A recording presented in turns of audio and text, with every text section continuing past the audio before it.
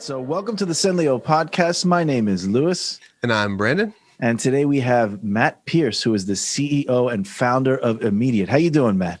Doing good, guys. Thanks for taking time with me. I really appreciate it. Oh, thank you for being with us. So just give us a little bit of a background. Tell us about Immediate. I know you guys are doing amazing things. And so the company is coming up on its third year in existence. Really cool. We actually started this, my partners and I, originally 2 years earlier had started to build a home health and home care scheduling system kind of as a side hustle, right? And we all had full-time jobs, and we started working on this home health, home care scheduling, and I decided personally that I was ready to take the plunge and go full-time. And I was talking to somebody earlier today, and we mentioned wading into the shallow end as opposed to diving into the deep end. And the guy goes, well, so long as we don't dive into the shallow end. I go, yeah, that's that'll stop you at the beginning. And so we didn't dive into either end. We kind of waded in, took our time, and I said, I think it's time to go full time on this. So we decided in order to do that, we wanted to level up revenue. And so I went and got a big group. It would have been about $250,000 a year contract. And they had about 2,000 employees. And I pitched them this scheduling and caregiver transparency platform. And the lady goes, well, it felt a little bit like in a movie where you would do something and they go, oh, that's cute. Like, yeah. That's the feeling I got. She was like, this is nice. You want me to tell you what my real problem is? And I go, yeah, absolutely. Let's hear the real problem. She goes, my real problem is not about people not showing up on time or not being able to schedule them appropriately. My real problem is if I go back upstream, it's turnover. I have 60% turnover every year. So if I got 2,000 people, that's 1,200 people a year that are just going to churn through it. I got to bring in new people and train them, get them up to speed. The reason they're not showing up on time, or the reason they're overbilling you, or all the things that you're trying to solve for as an end user, right? Like I had aging family where I was kind of experiencing the negative aspects of home care. It's like where your issue is, I believe could be solved if I just had people that would stay put and work, right? And so she goes, help me solve this. And I go, well, how do you solve that? And she goes, it's easy, it's money. And I go, okay, as a technology guy, how do I help you solve that? Because I'm not just going to give you money. Here's all my money. Yeah, right. I don't know what you're going to do with that. And so she said, she goes, well, I think if you can help me incentivize people with pay at the end of a shift. Oh, interesting. Right. And so that kind of evolved into this conversation where I went back and talked to a mentor of mine who turned into being one of my co-founders here. And I told him about this conversation. I was actually pitching him to invest in the other business. And he goes, tell me about your nose. And I said, I had a really interesting one earlier this week. And I told him about that story I just told you. And he goes, I want to do that. And I go, you want to just give money away freely to random companies who want to reduce turnover? And he goes, no, I want to figure out a business around how you can pay people at the end of a shift. And I go, well, let me do some research. He goes, go do research for a month, come back and present to me what you find. And what I found was really interesting as we start flipping over these rocks is 78%. This is pre-COVID, right? 78% of our population was living paycheck to paycheck. And when people find themselves in a bind, in a pinch, waiting for their next paycheck, which is typically 2 weeks from now, right? Like every other Friday, when I'm waiting for that next paycheck, I only have a couple of options of places to turn if I get in a pinch, right? I get a flat tire or run out of gas. I can go to my friends and family and maybe, bum $20. But if it's bigger, if it's like 125, my dad may go, well, I gave you $100 6 months ago and you still haven't paid me back. So I'm not in the game of just giving money away. So go find something else, right? So if I got good enough credit, maybe I go put it on my credit card and go, well, I'll just pay off the balance next month. Or maybe I let the balance build and I'm willing to pay the 18 to 27% APR. Or the other option is I got a checkbook and I'm going to write a check that's going to bounce. I know it's going to cost me $35 in fees. Yep. But at least I can get my gas in my tank or food on my table or whatever it is, right? You do that enough, you're going to land in jail. So the other options, and to me the most predatory, is title and payday loan. And it's where a lot of people turn, right? We actually just did a survey in Q4, and 25% of people who had an unexpected expense in the last 12 months, 25% of them turned to high interest title or payday loans. And so those are like Average APR for a title loan is 300%. Average APR for a payday loan is 391%. States like Texas, it's like 662% APR. It's crazy. Oof. And so I was like, that we got to fix, right? And so really long way of explaining what we do, but what we do is we actually built an engine that connects to existing time tracking and payroll systems for a company where we could go sit down. If you guys are the head of HR for a 1,000-employee company, we sit down with you. One, we try to open your eyes to the fact that your people are struggling financially, whether you believe it or not. They're not coming to you and telling you that they need $125 and their parents won't borrow money, so they're writing bad checks, or that they're caught up in payday loans. They don't tell you that because it's embarrassing in a lot of cases, right? Yeah. And they don't want to come and tell you that. But they go and they make these decisions, and then they wrap that baggage around their shoulders and they bring it to work. And it's hurting their performance at work. And so we can show them that we can go in and now give them a responsible alternative to those predatory lenders, those predatory options that you can offer as a business, no cost to the company. And it's a nominal transaction fee every time somebody goes in and makes a transaction. I need $100. I go into the immediate pay app. I request $100. We send it to their bank account or onto a debit card. They can get it literally within, we legally have to say within minutes. And in March, the average transaction time was 12 seconds. So you can get money on a card in 12 seconds.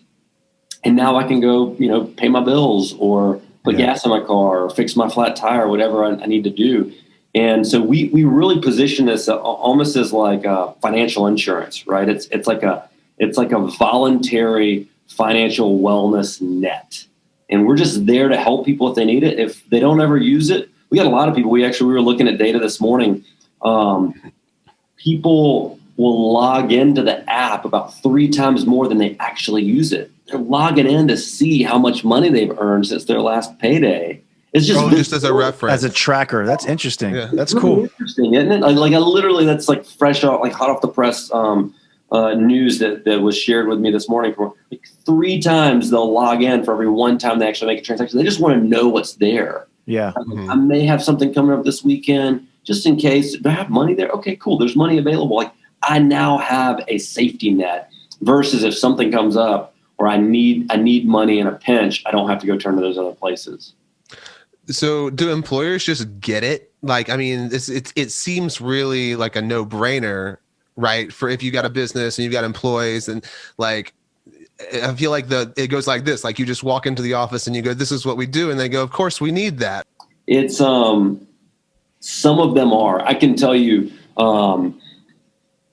we've had sales processes that lasted literally less than 5 minutes. Because the ones that just get it right off the bat, or when waiting for it. Yeah, they're like, I had one guy that was like, excuse me. He's like, why in 2020 have I never heard of this before? Right, that makes sense. I go, yeah. I mean, this is like relatively new technology, and we're on the cutting edge. And so this same guy said, I get a ton of pay advance requests from my company. They're not a huge company. They're like a couple hundred employees, right? Because I get a ton of people. He's the chief operating officer. It's like people come in, they shut the door, and they go, do you have a minute? Yeah. Sure. And they sit down, and then they tell me a story. And the story could be true. The story could be false. The story could be embellished. The story could be 30 seconds or 30 minutes. But at some point, they're going to go, and I really could just use $150. Yeah. And if you do that, if you give me this money, then you can take it out of my next paycheck or my next 3 paychecks or whatever it is, right? And he goes, I got to tell you, man, it's subjective for me. Like I've got to look at this person in the eye and decide, is this man or woman being honest? And if I give them this, are they going to go tell everybody else in the company? And now I'm going to have a line waiting out the door that I'm giving out free money, right? And so he goes, if I can never have to have one of those conversations again, I will sign this contract right now. And I go, I can't say never, right? Like there may be people that go, well, my AC blew and it's 100 degrees in the Atlanta area. And, I need $2,000. We can't help with that, right? Because we've got to do what they've earned, but not yet received. Right. In most cases, it's not that much money. But I can tell you, we can dramatically reduce that. And you could say, we don't have a program like this anymore. But he goes, how much does it cost me? I said, nothing. And he goes, how much does it cost them? And I said, it's a nominal like ATM fee. It costs them $3 when they make a transaction. And he goes, can you send me the contract? And I go, I'll do you better. We were at like a conference, and I pulled the TV on the TV app, put a DocuSign on there at the trade show. Like that's killer. 5 minutes. Yeah. So there's that. And then we've got one we're working right now that we've literally had nine meetings, and we have 3 more scheduled, and it's a big deal. And we've got to get like 40 people to say yes. And it's obviously is a bigger deal. It's a great opportunity for us, but it's like a process, right? And so, and everything in between, right? We obviously love the small ones, or I should say the short sales processes. I always tell people in a sales role, like, the first thing you want is a quick yes. The second thing you want is a quick no, right? And then, and so if you can move towards one of those, great. And so we get the sales team to try to focus on like path of least resistance. Let's find companies that get it and that can move fast, and that we can roll this out so we can start impacting lives. But then the overarching theme is that we've always got to have some big ones that are needle movers that help us to take that next level up. The same way that with the original business, we were trying to level up from a bunch of mom and pop 30, 40 employee companies. Let's go to a 2,000 employee company. Well, now we're going, all right, well, we're hitting, we're winning 10 to 20 deals every month that are 500 to 5,000. All right, let's, inside of that, once a quarter, let's layer in a 50,000 employee company or a 150,000 employee company. And that's how you kind of start to grow exponentially and level up. And so that's really what we've been focusing on as a growth organization is how are we really consistent where we're keeping our team busy and onboarding and training and supporting a user community, but then knowing that once a quarter, we're going to get a big deal. And so that's something that we've really tried to put a lot of focus on. Let me ask you something. I want to go back to something you said, because I find when I know we've spoken before, and, when I was reading about immediate, like I got it immediately. And I was immediately able to connect it to personal experiences in my life. I used to work in the restaurant industry, and it's a tough industry, basically slave wages, right? You're getting terrible an hour, you're subject to tips, and, you know how that is. Every so often you don't do so well. And I can't tell you how many times my financial future was subject to a freaking cell phone bill. Right. Or a stupid little something or other that's just going to tag on charges and tag on fees and just kind of multiply. So do you find that because I know you said you can't get like a $2,000 loan, right? But you can get these small short-term loans or, advances, to kind of like tide you over. Are those really the majority of things that are holding people back from being financially sound? I think so, right? Like you're right. There's always going to be big things that happen that it could derail anybody, right? Right. Man, I just like really candidly, my family had we had a car situation like 6 weeks ago that just like it. I told my wife, I go, well, there goes vacation, right? Like, and it was a small little fender bender. And then literally on the drive home after getting the car fixed, paying our deductible, which was like $500 on the drive home, she hit a nail and blew out the sidewall. We had to get a brand new tire. Right. And so it's like, which was another like $300. And I was like, our vacations aren't as cheap as $800. I wish they were, but, with her, but I was like, well, there goes vacation. And, but it was literally like $800 of unexpected expenses. Now I can say this, I'm working at a startup. Right. I haven't made as little money as I'm making right now since I was in my like mid 20s. And so it was tough. It was a big bump. Now for our business, all of our employees have access to immediate. So I could have gone in and pulled some. Luckily, we've been fortunate enough that we've been able to set aside some like an emergency fund. And it's not a whole lot more than 800. Now it definitely is a lot less than 800 because we just blew all of it. So we got to start building that emergency fund back up. That's part of it, right? Here's the deal. 46% of the population doesn't even have $400 in savings. Yep. So if I were one of the 46% of the people in the U.S. that didn't have that, even that $500 deductible may have crushed me financially. Yeah. So there's always the potential for that to happen. But to answer your question, what we see in most of our users, last month, our average transaction size was $118. That's like a cell phone bill, right? There's actually a great story about a guy who, this is really cool. So this guy goes in, he was a new employee to the company. So usually we have them wait till their second pay period before they can actually start using the system, make sure they get through the first pay period, get paid, and then they start using the second one. So in the second one, he sends in a support ticket. He goes into the app, and there's a question mark in there, and he clicks it, and he sends in. He says, "I need an activation code. Here's my name, info, etc." We send it to him. In the email that he gets, there's a 3-minute training video that teaches him how to download the app, activate his account, add his wallet, and make a transaction. Now, upside for this story is he had already downloaded the app. He already knew that he needed an activation code, right? So we're playing a little bit like we're putting from the green here. But we send this email to him. I think the number was like within 4 minutes from the time that he plugs in his activation code and gets started, he makes his first transaction. So 4 minutes. Incredible. That's simple, right? Yep. And so then what happens is, as part of our follow-up process, because he had submitted a ticket, our support team follows back up with him like the next day. And this is a Tuesday. It's just like a Tuesday evening. So on a Wednesday, we send him a support ticket. Hey, this is your first transaction. How did everything go? Any questions, any concerns, anything we could have done better? And the guy says, no, this was awesome. Awesome experience. Here's what happened. I had a cell phone bill due today, Wednesday, of $114. I went into your app and I requested $117. So I knew it was going to cost me $3. I got $114 on Tuesday. I paid the bill on time because if I would have waited until payday on Friday, there was a 10% late fee. So instead of it being $114, it was $114 plus $11.40.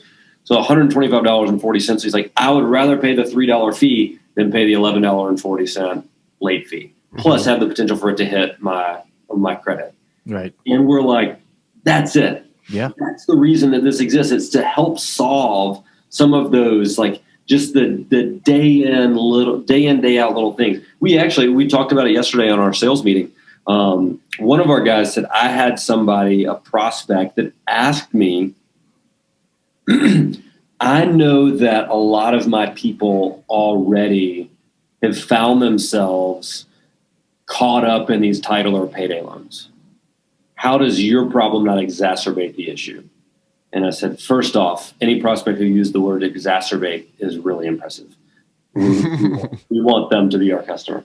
We want them on reference calls. I like that word. But I was like, here's the deal. We don't exacerbate the issue. We actually give them a more clear path out. So if I've got a $500 payday loan that I'm paying 17.5% every 2 weeks on, every day that goes by, I'm getting hit with another 1 to 1.2%, right?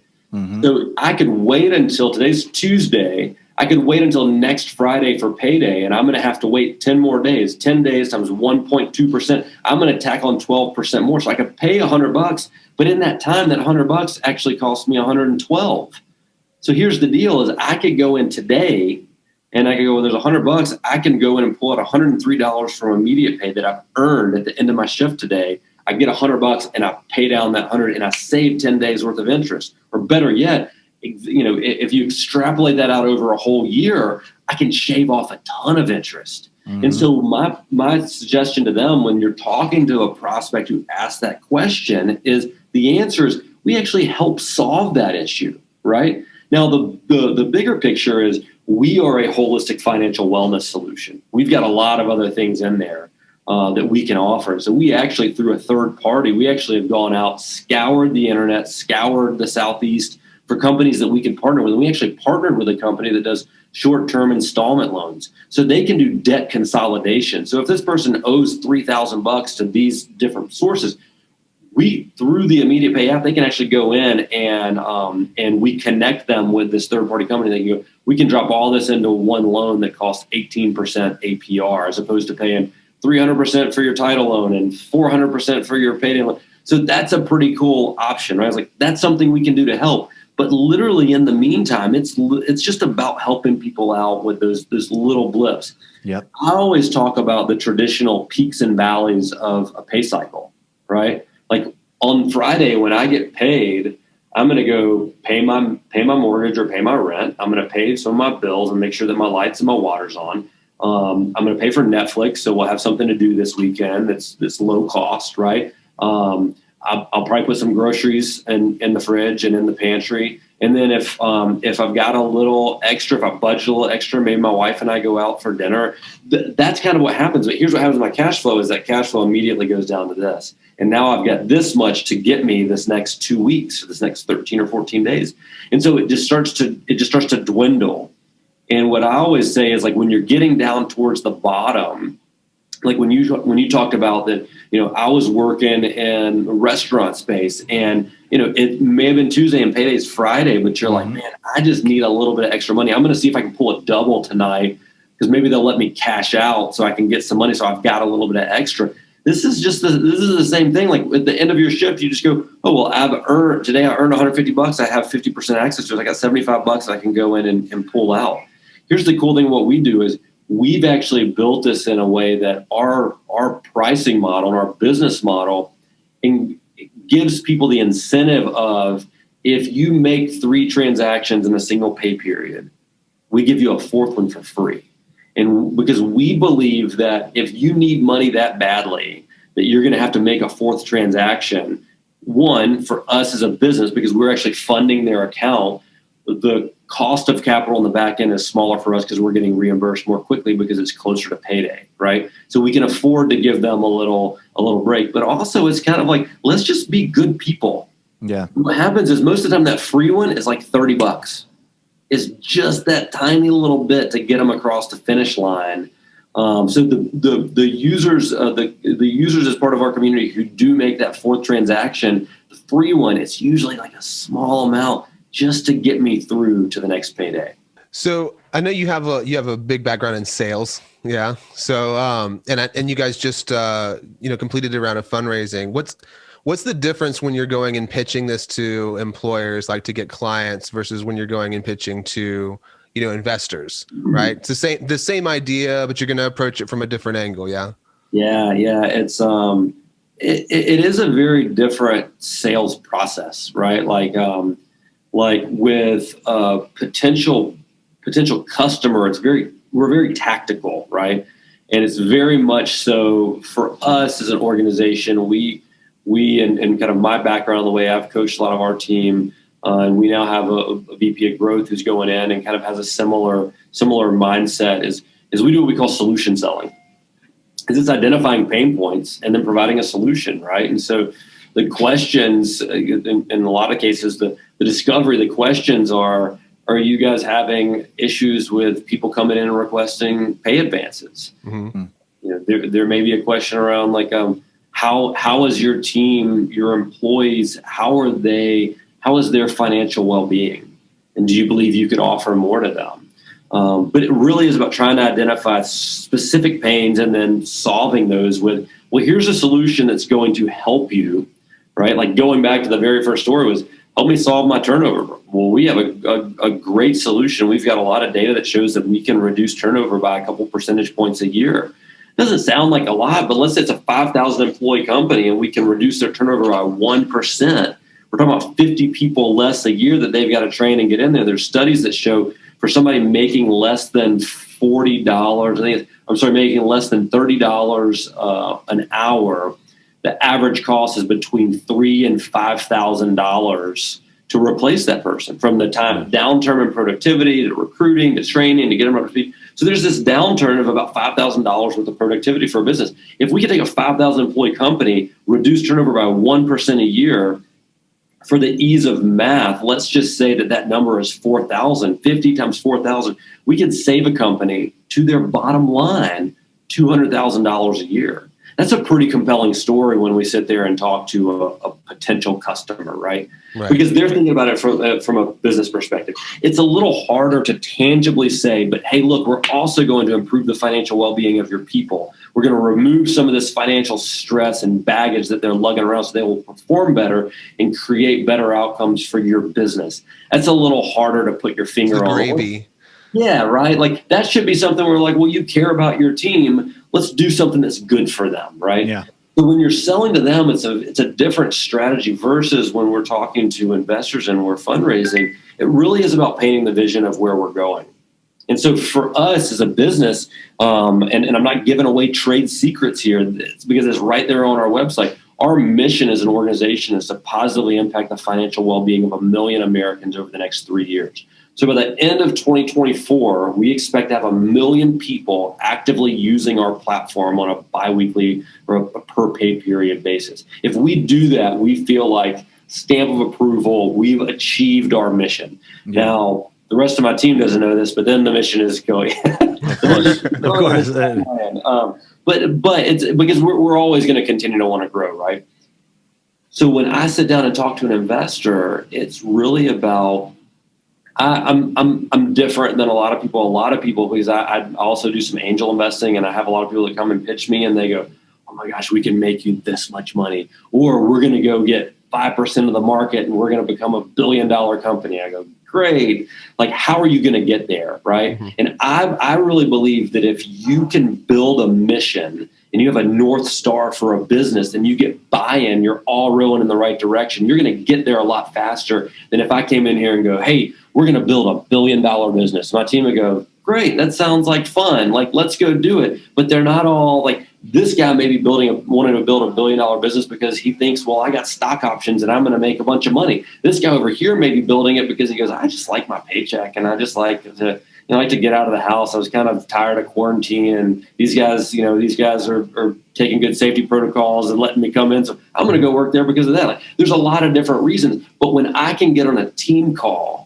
on a monthly basis, and I can sit down in front of our entire team. We have 32 people on our team today. And I can sit down and I can say, our North Star is positively impact the financial well-being of 1 million Americans over the next 3 years. Is what you're doing today helping this company move closer to that or move further away from it? Right. So I really think that's what happens, is to build a team that's all excited and wants to stay focused on a common mission, a common goal. So when I sit down and talk to an investor, I paint that same picture. Right. Like, look, this is what we're going to do.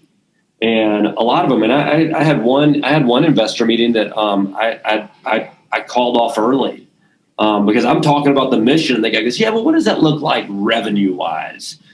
And I go, "Well, I'll get to that." Yeah, but like, I hear what you're saying with your $3, but I think, look, if these payday loan places are charging $90 for $250, you could probably get away like 10 to 15. I go, probably, but I'm a good human being and we're an organization. Right. And I just don't think this is going to work. And I stopped the meeting.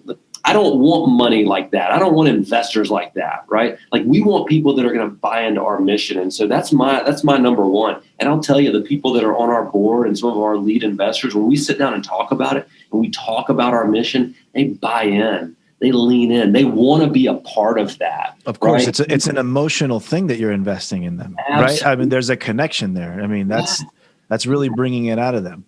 And look, we're a for-profit business. Of course, we want to be successful, and we want to build a profitable business. And at some point, there will likely be an exit. But if we do all the right things along the way, then I think that the value that we're creating is exponential. Yeah. And then I think about, like, and this is me personally, this will never show up in anyone's bank account. This will never show up in a magazine or on an article online. There's no tangible way to see this, but I believe it is. I think that we can create generational change in the way that people approach and manage their finances. Here's what I mean. I was raised in a middle-class family where my stepfather was a big Dave Ramsey fan. We drove like 10-year-old Toyota Camrys my entire life, and they were always paid for cash and would drive them until the wheels fell off.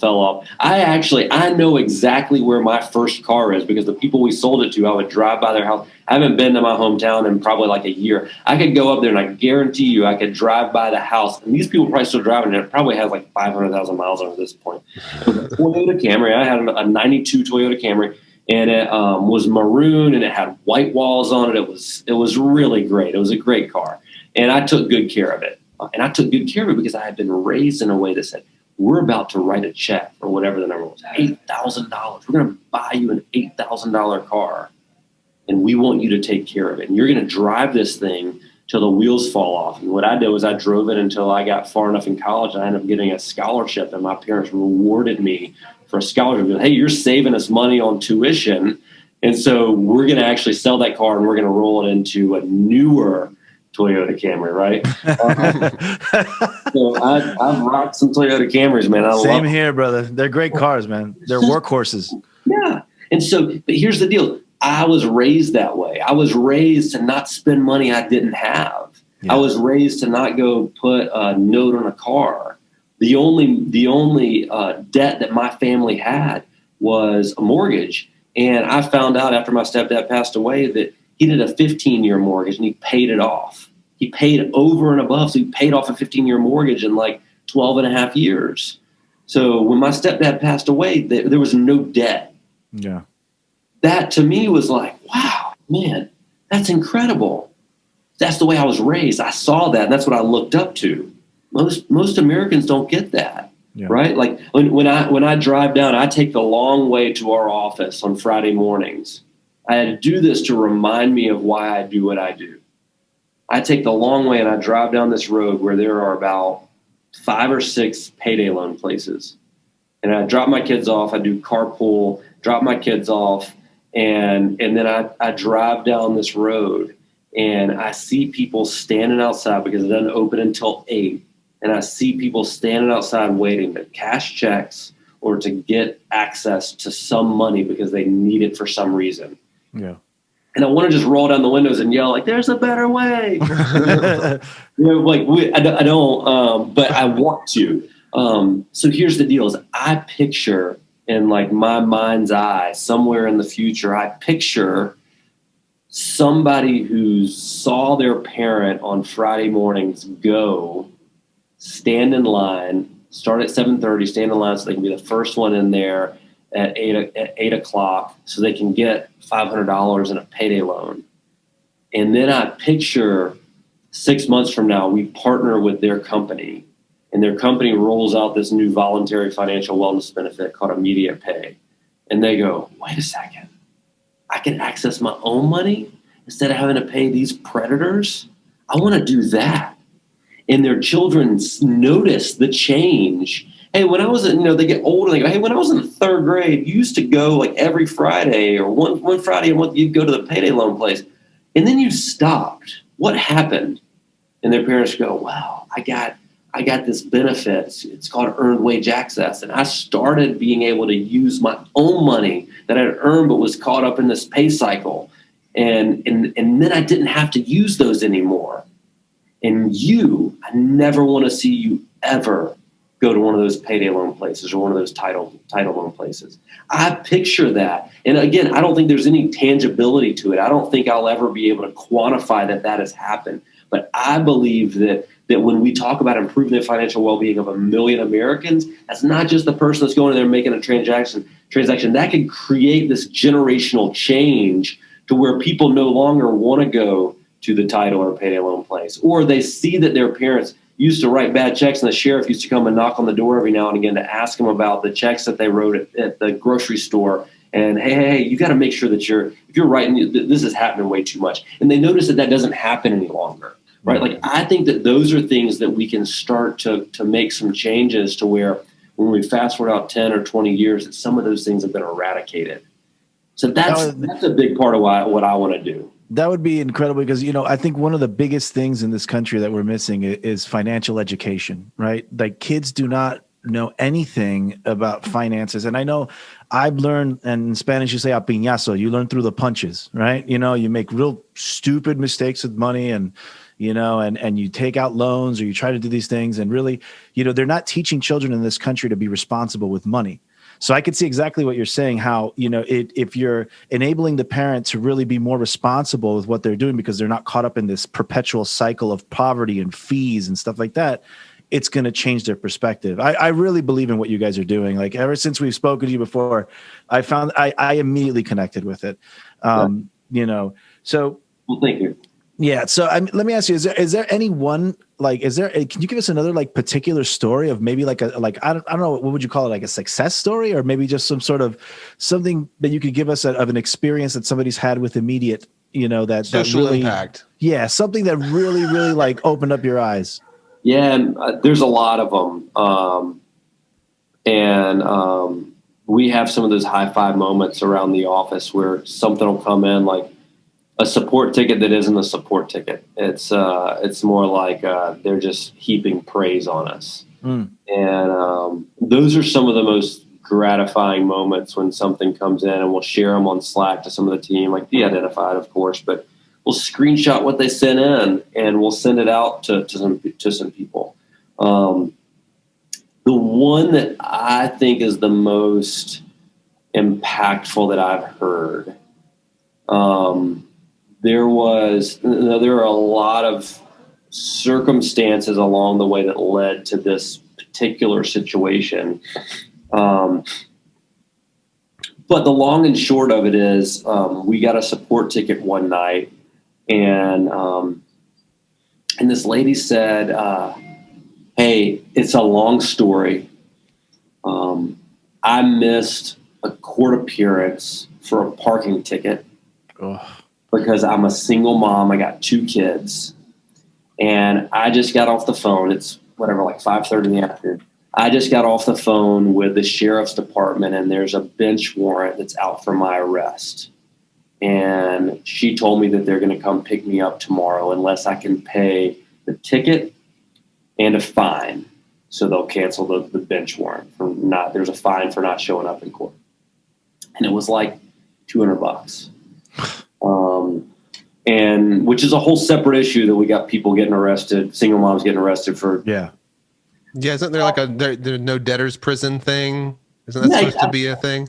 There should be something in between there, right? And so, but be that as it may, she called in and she said, "Here's the deal.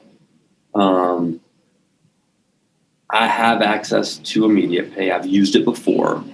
And I go in there and look, and I see that I've got like $250 available. So I'm good. We're like, great. We can transfer the money. She's like, I only have a bank account listed, and every time I'm about to send it, it says I'm going to get it by tomorrow at 6 p.m. That could be too late, because here's what happens is if I get arrested tomorrow, I'm a single mom. My kids are going to child services. Right. I need this money now. And so our customer support person walked them through the process of adding, and it's fairly straightforward, but just to make sure, he walked them through the process of adding a bank issued debit card into her immediate pay wallet. While they were on the phone together, she transfers $200. And then she sat there. He goes, I could hear her clicking it, click and refresh. And within minutes, her screen updates with whatever the number was, $205 in her account that's available on her debit card. And he said she started boohooing. Oh, I bet. I bet.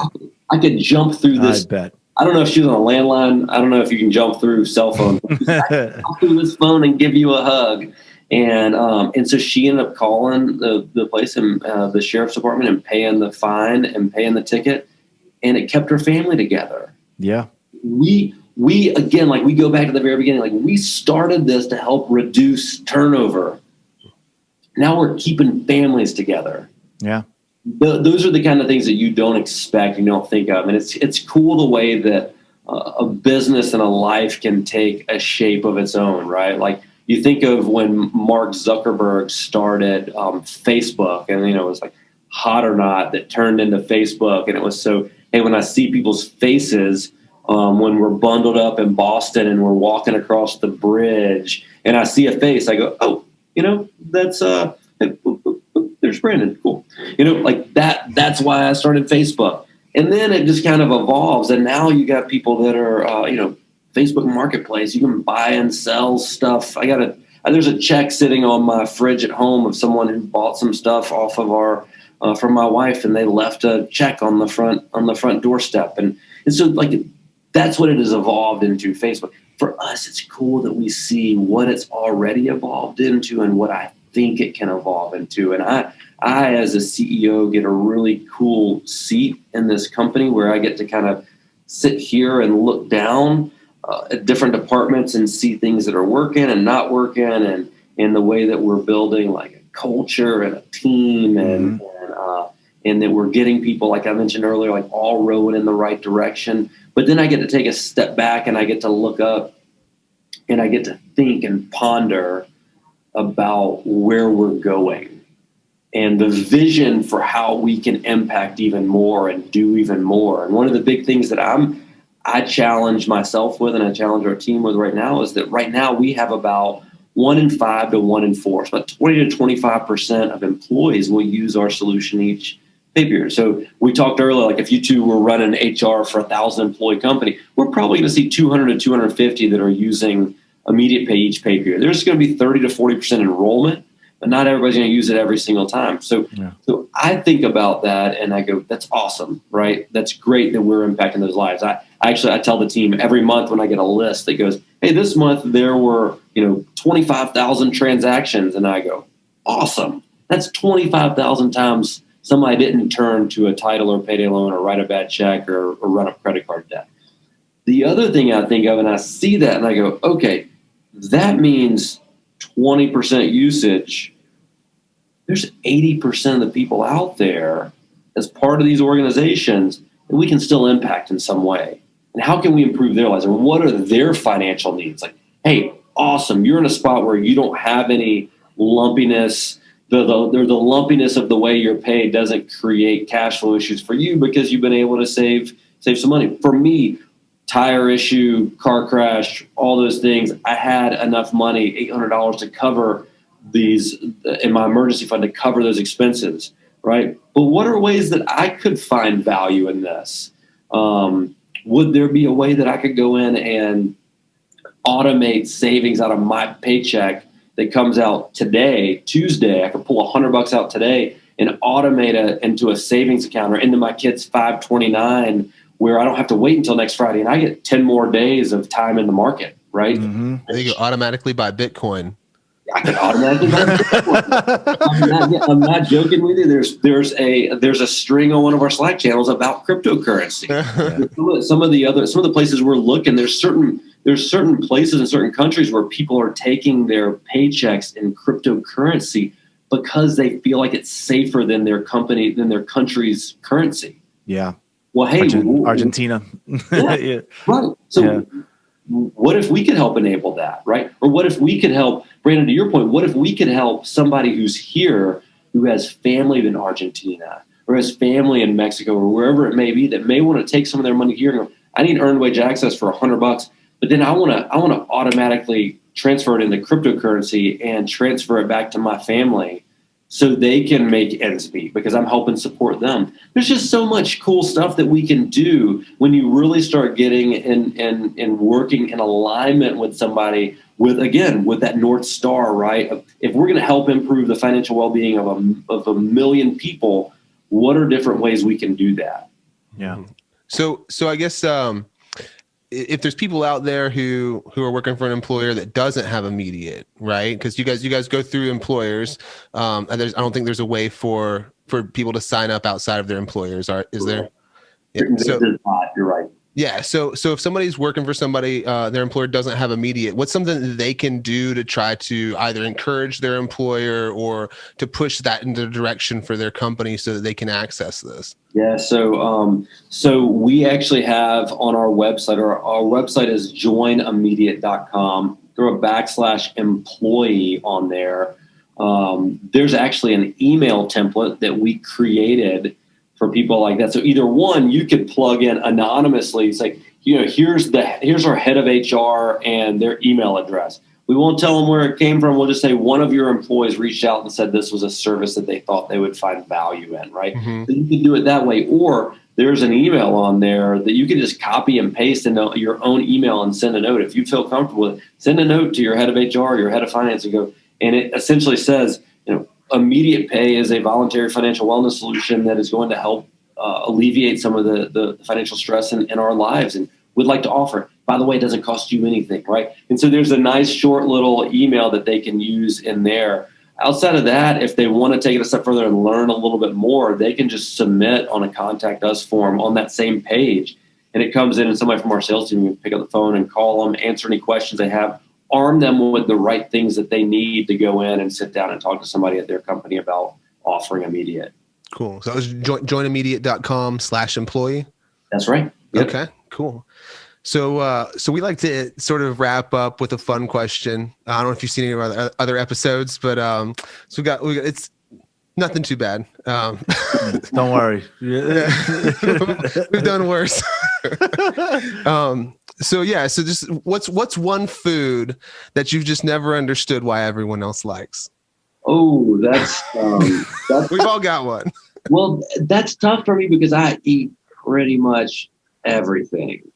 So there's I wouldn't say there's a lot that I don't understand. I'll say one that I've never I've tried multiple times. I've never been able to hit it off with is what do they call it? Unagi, I think it's sea urchin.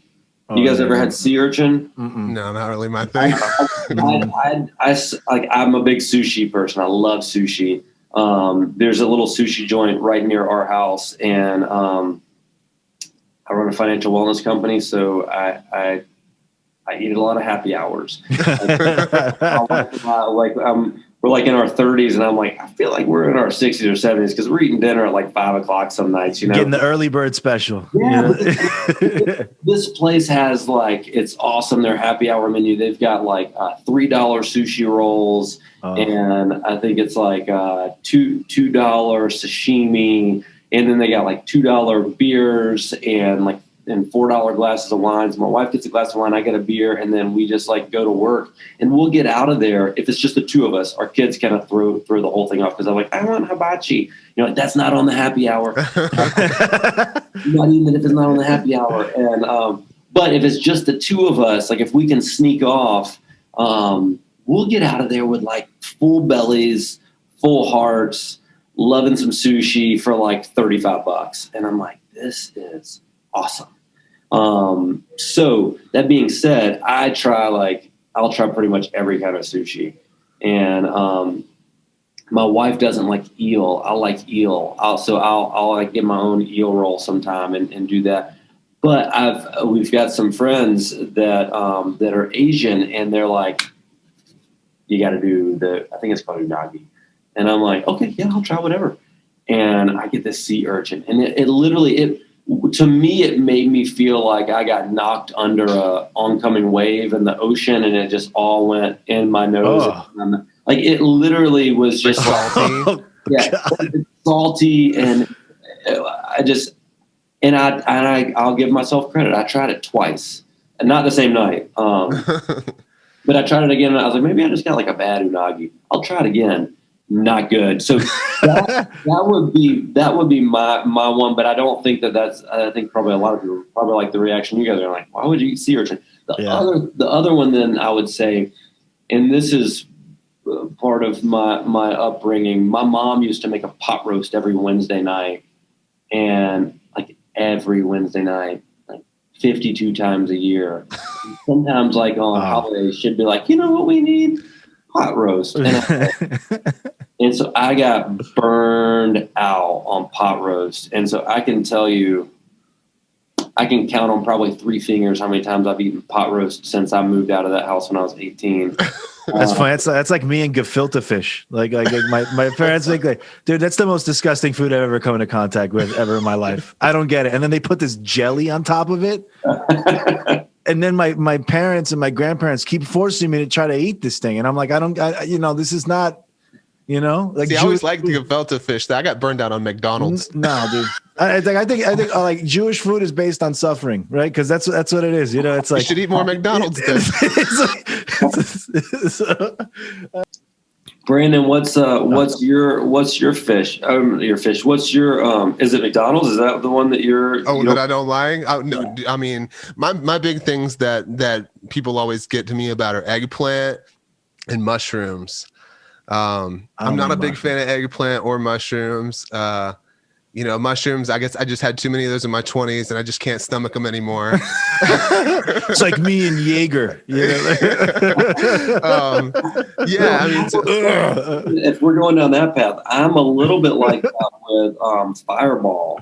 I can't stand that stuff, man. I don't like it, man. No, man. No. I've tried it a few times and the results have not been good.